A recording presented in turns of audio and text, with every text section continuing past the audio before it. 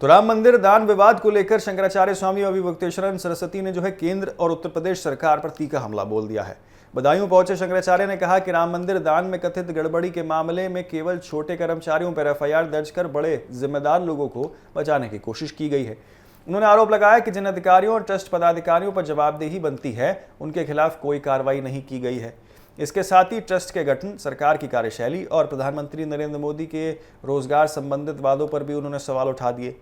शुक्रवार को आपको बता दें, बदायूं पहुंचे शंकराचार्य स्वामी अविमुक्तेश्वरानंद सरस्वती ने मीडिया से बातचीत के दौरान कहा कि राम मंदिर दान में से जुड़े कथित घोटाले के जो है छोटे कर्मचारियों के खिलाफ एफआईआर दर्ज कर उन्हें बलि का बकरा बनाया जा रहा है। उनके मुताबिक जिन लोगों पर वास्तविक जिम्मेदारी थी उन्हें कार्रवाई से बचा लिया गया।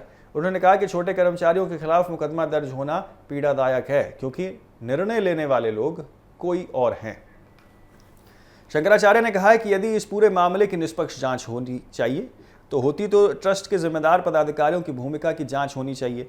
उन्होंने ट्रस्ट के कोषाध्यक्ष गोविंद गिरी, ट्रस्ट सदस्य अनिल मिश्र और इसी के साथ महासचिव चंपत राय का नाम लेते हुए इन पदों पर बैठे लोगों की जवाबदेही तय करनी चाहिए, ऐसी बात उन्होंने कही है। उनके अनुसार केवल निचले स्तर पर कर्मचारियों पर कार्रवाई करने पर बड़े अधिकारियों को बचाने का प्रयास किया जा रहा है, ये बात यहाँ पर कही गई है उनके द्वारा। उन्होंने आरोप लगाया कि प्रभावशाली लोगों को बचाने के लिए जो है छोटे कर्मचारियों को बलि का बकरा बना दिया जाता है। शंकराचार्य ने कहा है कि यदि किसी भी संस्था में आर्थिक अनियमितताएं होती हैं तो जिम्मेदारी केवल कर्मचारियों की नहीं बल्कि निर्णय लेने वाले अधिकारियों और शीर्ष प्रबंधन की भी होती है। ऐसे में निष्पक्ष जांच का दायरा सभी जिम्मेदार लोगों तक पहुंचना चाहिए। राम मंदिर ट्रस्ट के गठन को लेकर भी आपको बता दें, शंकराचार्य ने अपनी पुरानी आपत्ति दोहराई है।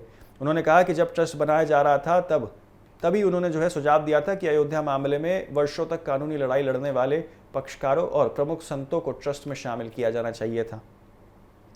उनका कहना था कि यदि ऐसा किया जाता है तो ट्रस्ट अधिक संतुलित और पारदर्शी बन सकता है। उन्होंने आरोप लगाया कि सरकार ने इस सुझाव को स्वीकार नहीं किया और अपने पसंदीदा लोगों को ट्रस्ट में स्थान दे दिया। शंकराचार्य के मुताबिक उस समय ये आशंका पैदा हो रही थी कि ट्रस्ट के करीब या अपने करीबी लोगों को जो है वो बैठाकर मामले में या मनमानी तरीके से जो है फैसले लेने की तैयारी की जा रही है। उन्होंने कहा कि जो विवाद सामने आ रहे हैं वो उसे व्यवस्था का परिणाम है। शंकराचार्य ने सरकार पर संत समाज की छवि की राजनीतिक इस्तेमाल करने का भी आरोप लगाया है। उन्होंने कहा कि कुछ लोगों को गुरुआ वस्त्र पहनकर जो है आपकर महात्मा के रूप में जो है प्रस्तुत किया गया और उन्हें संत के या यूं कहें कि सत्ता के साथ जो है वो जोड़ दिया गया। इससे आम जनता के बीच ये संदेश गया कि पूरा संत समाज सरकार के साथ खड़ा है, जबकि वास्तविक स्थिति जो है वो इससे अलग है। उन्होंने कहा कि पहले शंकराचार्य और संतों का समाज पर सीधा प्रभाव होता था और उनका एक संदेश ही लोगों तक पहुंच जाता था, लेकिन समय के साथ राजनीतिक नेतृत्व ने संतों को जो है यहाँ पर आश्रमों तक सीमित कर दिया है और जनता का सीधा संवाद जो है उनसे कम हो गया है। इसके चलते लोग धार्मिक नेतृत्व के बजाय राजनीतिक नेतृत्व को अधिक सुनने लगे हैं। शंकराचार्य ने कहा है कि यदि राजनीतिक नेतृत्व जनता की भावनाओं के अनुरूप काम करता है तो उन्हें कोई आपत्ति नहीं होती है, लेकिन अब उन्हें महसूस हो रहा है कि कई फैसले जो है वो जनता की धार्मिक और सामाजिक भावनाओं के विपरीत किए जा रहे हैं। इसी कारण उन्होंने खुद जनता के बीच जाकर संवाद करने का निर्णय जो है वो लिया है।